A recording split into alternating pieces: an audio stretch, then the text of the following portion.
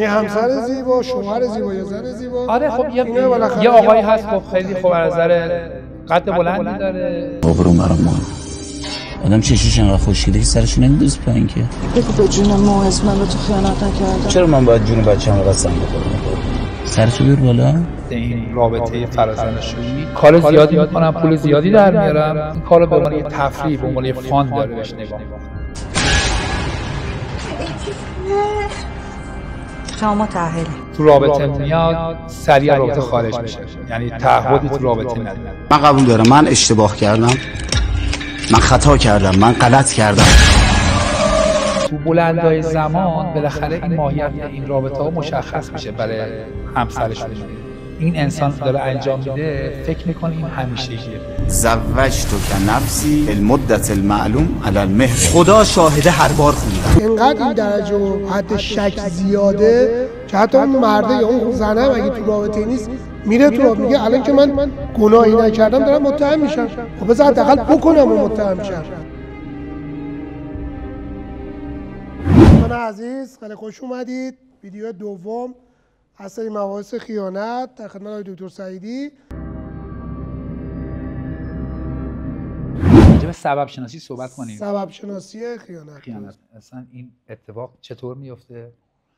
یه جلسات قبل یه اشاره‌ای شد بهش. یه سری دلایل فکر کنم. آره یه سری، حالا بریم دقیقاً مؤلفه‌ای که باعث میشه این سائقه قوی‌تر شه، منو بیشتر هول بده به سمت این رابطه. اجازه بدید بیشتر صحبت کنیم و بیشتر بشکافیمش. ما یه سری عوامل تحصیل کننده داریم، یعنی شرایط منو برای خیانت بیشتر می‌کنه. یه وقت هست من از نظر شغلی و جایگاه اجتماعی یه جایگاهی دارم، با خانم‌ها بیشتر در ارتباطم. این خب عوامل تحصیل، جزء عوامل تحصیل کننده میشه حساب کرد. یه وقت می‌بینید از نظر ظاهری من چیزی که جامعه میگن خیلی خوب زیبا هستن، آقایون خوش‌تیپ هستن. خب این یکی از عواملی هستش که جزء عوامل تحصیل کننده. یعنی همسر زیبا، شوهر زیبا یا زن زیبا. آره خب یه آقایی هست خب خیلی خوب از نظر قد بلندی داره، از نظر صورت میمیک زیبایی داره، فیس خوبی داره. خب اینا جزء عوامل تحصیل کننده میشه حساب کرد. یکی از این مؤلفه‌های دیگه جایگاه اقتصادی خوبه. حالا این به این معنی نیست که هر کی جایگاه اقتصادی خوبی داشته باشه افر اتفاق میفته، نه، ولی خب یکی از عواملی هست، یعنی میشه روش حساب کرد. یکی دیگه از این مؤلفه ها بحث اختلال شخصیته. بحثه که من انسان خارق از جنسیت یه اختلالی دارم، یعنی یه از ساختار شخصیتی در واقع خودم محق میدونم برای رفتن و خارج شدن از این رابطه زناشویی. تو بحث زوجی این بعد مشخص شه. این خیلی خیلی مسئله مهمیه که من بدونم دقیقاً چه سائقی داره منو هول میده به سمت این رابطه فرازناشویی، چون نوع مداخلش متفاوته، نوع درمانش متفاوته. تو بحث وقتی که اختلال شخصیت باشه، وقتی معیارهای یه اختلال رو پر کرده و در واقع رگه نیست، در واقع میشه اختلال حساب کرد. تو تست MCMA یا همون میلونتو ما یه معیاری داریم. شما مراجع وقتی تست رو میزنه میگه تا 75 رگ است اوکی، ولی میبینیم مراجع تست رو زده نمره کلاستر بیش مثلا تو آنتی سوشیال یا بوردرلاین یا نارسیستیک یا هیسترونیک، اینا جزء کلاسترهای بی ان که تو ایران هم خیلی ماشاءالله زیاد. این میبینی 90 100 110 112 این دیگه اختلال محسوب میشه و این جزء عوامل تحصیل کننده هستش. خیلی راحت بدون هیچ دلیلی احتمال داره که اگه یکی از زوجین این اختلال داشته باشه از رابطه خارج بشه. حالا اگه تو بحث تحواره‌ای هم باشه، تحوار استحقاق پیدا میکنه، خودشو مستحق این میدونه، میگه من مستحق این مسئله هستم، کار زیادی میکنم، پول زیادی در میارم. این کارو به عنوان یه تفریح، به عنوان یه فان داره بهش نگاه میکنه. بحث دون ژوان مربوط به خیانت، درسته، که خیلی هم بحث چیزیه. دون ژوان شخصیت خیلی جالبیه. ما تو هر طبقه یه دون ژوان خاص داریم، یعنی طبقه مرفه دون ژوان خاص. قبل از شروع مختص آقاست یا خانم آقا داره؟ دون ژوان معمولا انتساب میشه به مرد. یعنی حالا خیلی جالبه که صادق دعد کتاب داره دون ژوان در کرج، بخون خیلی جالبه. همشهری محموده. آره اسم این کتاب دون ژوان در کرج. آره خیلی 10 صفحه است، جزء داستان‌های کوتاه آقای هدایته. این ساختار شخصیت رو به شما داره میگه. دون ژوان یه شخصیتیه که اغواگره، خیلی خوب صحبت میکنه، خیلی خوب لباس میپوشه، طبقه‌های خاص خودشه داره. اگه تو طبقه پایین جامعه باشه، اگه لباسی میخواد بپوشه های کپی خوب میگیره. نوع صحبت کردنش، نوع بیانش یه اغواگر واقعیه به معنی واقعی کلمه. اغواگر خانم‌ها. واقعا اینطوری. بعد تو رابطه میاد، سریع رابطه خارج میشه، یعنی تعهدی تو رابطه نداره. این شخصیت رو خب ما داریم، خیلی راحت، لزوما برای رابطه جنسی نمیاد، لزوما میاد که ارتباط برقرار کنه، حالا شاید هم رابطه جنسی برقرار کنه. خب این تیپ شخصیتی رو ما داریم.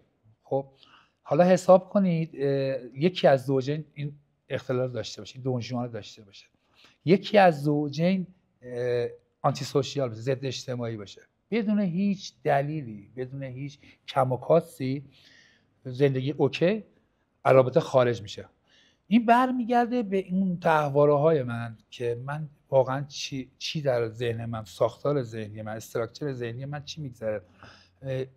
یه حسی، یه سائقی منو داره محق میکنه و منو لیاقت این رابطه خارج از زناشویی میدونه و بدون هیچ نوع احساس گناهی و بدون هیچ نوع ترسی و اضطرابی از رابطه خارج میشه، رابطه میذاره و دوباره برمیگرده. ولی این یه اتفاقی که ایجاد میفته، یه مشکل ایجاد میکنه تو بلندای زمان. بالاخره این ماهیت این رابطه ها مشخص میشه برای همسرشون دیگه، یعنی هیچ موقع به قول معروف ماه پشت ابر نمیمونه و وقتی که روشه اینها خیلی خیلی به سختی اولا که انکار میکنن، بعد انگهای پارانویدی میزنن، یعنی به طرف همسرشون میگن شما پارانویدی، شک و سوء ظن داری، مثلا من این کارو نکردم. سوال دقیقاً می‌خواستم بپرسم، حالا بریم اینو تمامش کنیم. اینجا در واقع اتفاقی که میفته یه مکانیزم دفاعی داره اتفاق میفته، مکانیزم همسانسازی. یعنی اختلالی که من خودم دارم به شما فرافکنی میکنم، تو این مشکل رو داری، تو پارانویدی، تو شک داری. خانم اومده میگه آقا من چتشو دارم، پیامشو دارم، یا یه جا دیدمش رویت شده، یا آقا فرقی نمیکنه، اصلا بحث جنسیت نیست، طرف مقابل اصلا قبول نمیکنه. اینجا باید مشخص شه واقعا اینها واقعا پارانویدی، شک و سوء ظن اون خانومه یا واقعا نه اختلال اون آقاست.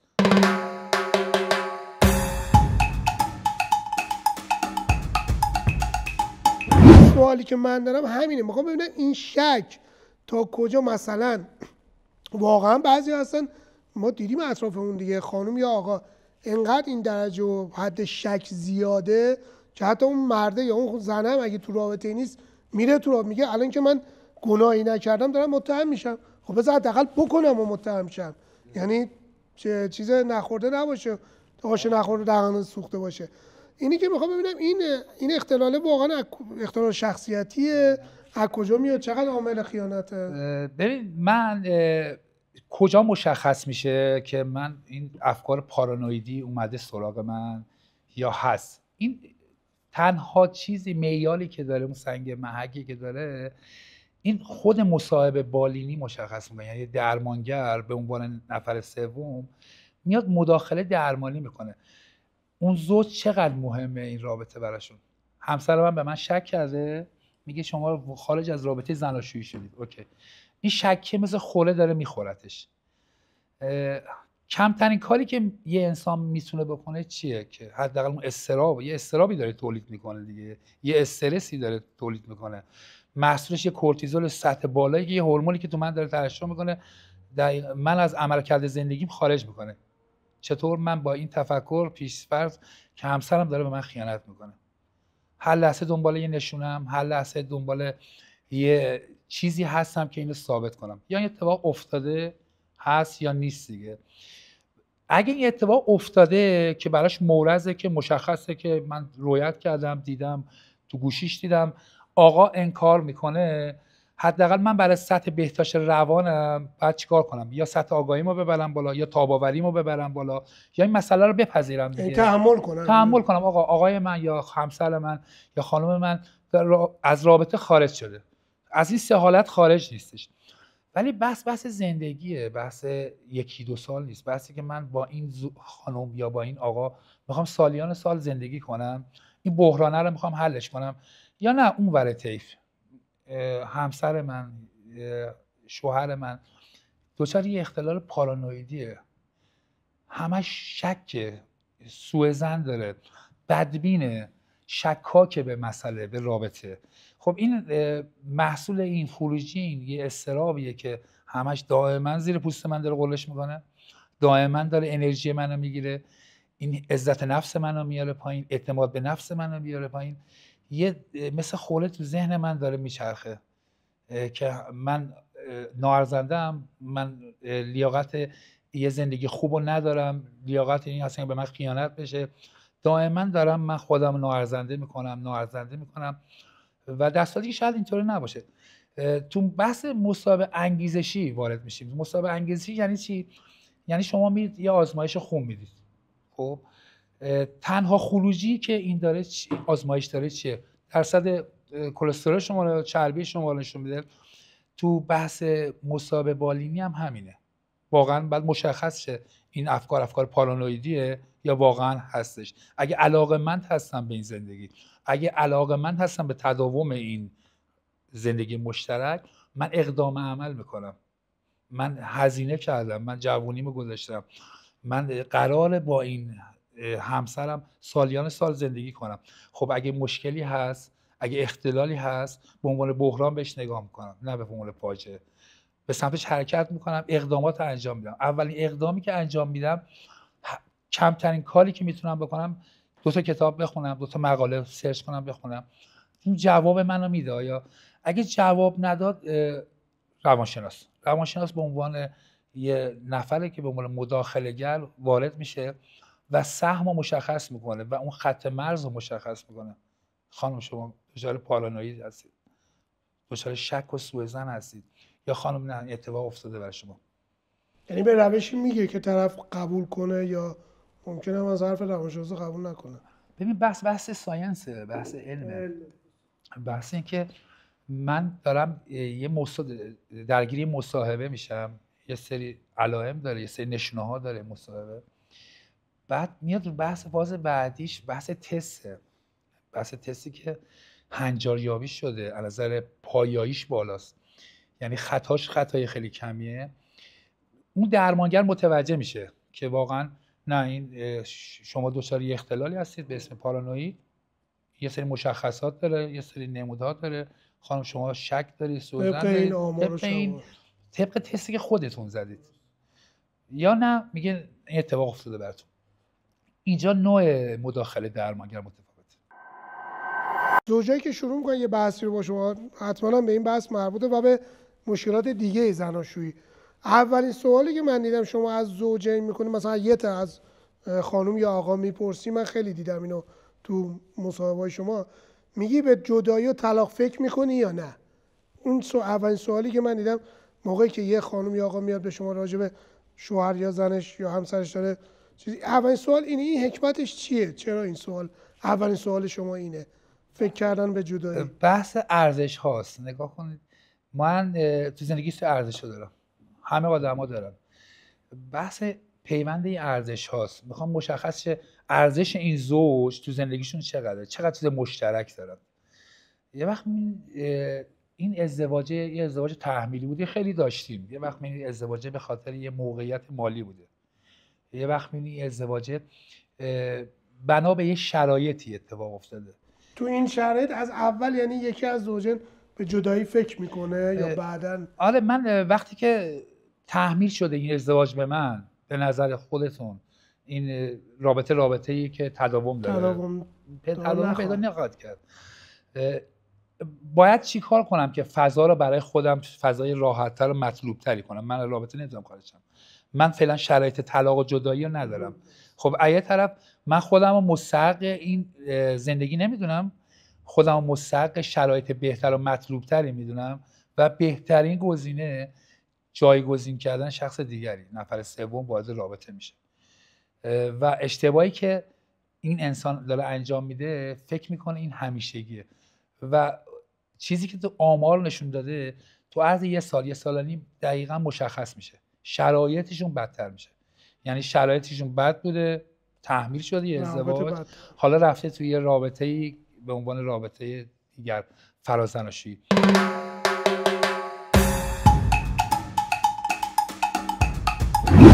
زوجی رو داریم که شرایط زندگی رو پذیرفته، یعنی خیانت همسر رو پذیرفته، آره منفعل شده، یعنی خانم مال خودش زندگی میکنه، آقا مال خودش زندگی میکنه. حوادث و عواقب.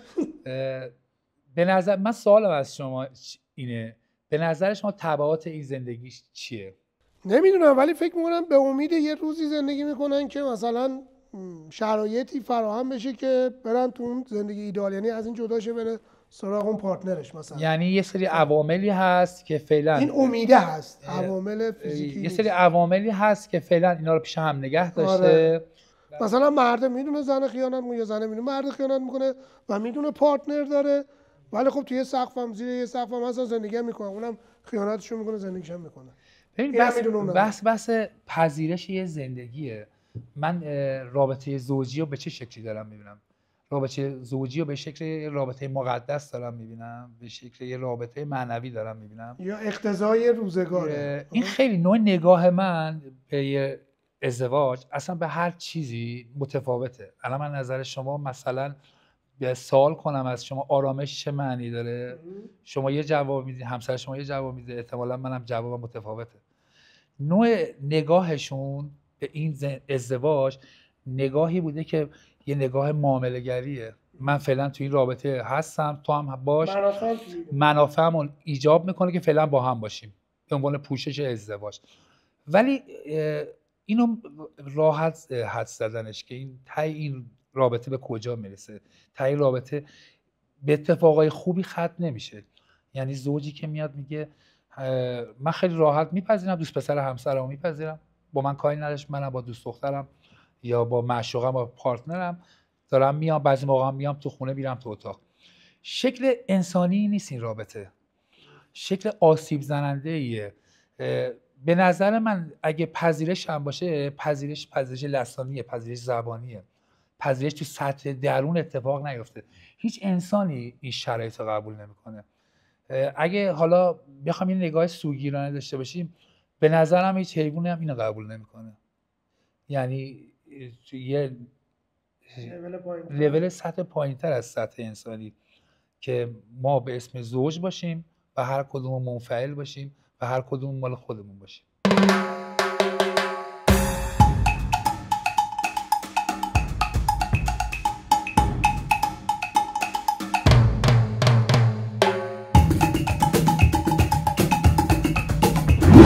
خیلی ممنونم تا این لحظه با ما بودید. امیدوارم که مورد استفادهتون بوده باشه.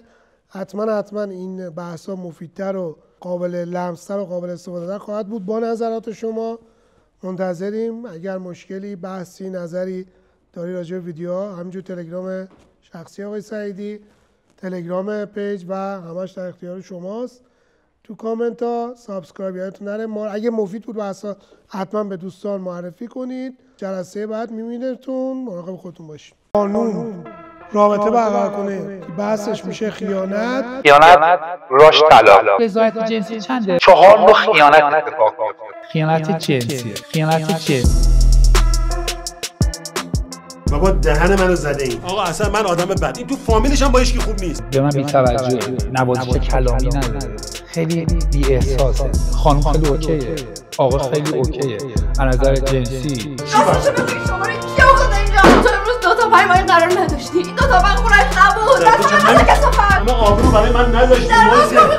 الان بعد زوج بیاد بگه واقعا مشکل چیه؟ اول ریشه یابی کنیم. ببین بین بد و بدتر دارن انتخاب میکنن. چه بگو بیاد اینجا با من روبرو بکن بهش بگم آخه اصلا بگو من برم بیارم. با این زنی امروز هم باش قرار دارم. معمولا خیانت از طرف آقایون شروع میشه. حتی موقع استفاده از سرویس گوشیشون رو با خودشون میبرن. من زندگیمو دوست دارم، تو رو دوست دارم، بچه‌مو دوست دارم. میره تو وقت خواب یکی زوج نمیاد یا با تأخیر میاد.